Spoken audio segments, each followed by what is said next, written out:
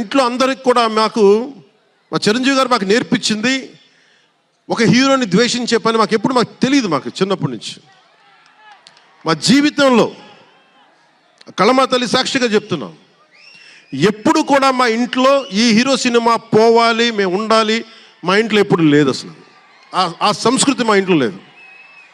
అందుకు మేము అందరం బాగుండాలని కోరుకుంటాం. ఎందుకు బాగుండాలని కోరుకుంటామంటే సర్వే జనం సుఖినో భవంతు అని చెప్పి మా నాన్న నేర్పించిన ఇది మాకు సంస్కృతి. అది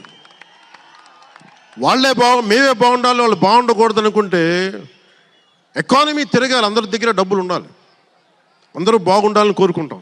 అలాంటి పరిస్థితుల్లో అలాంటి వాతావరణంలో పెరిగాం. రామ్ చరణ్ అలాంటి వాతావరణంలో పెరిగిన వ్యక్తి.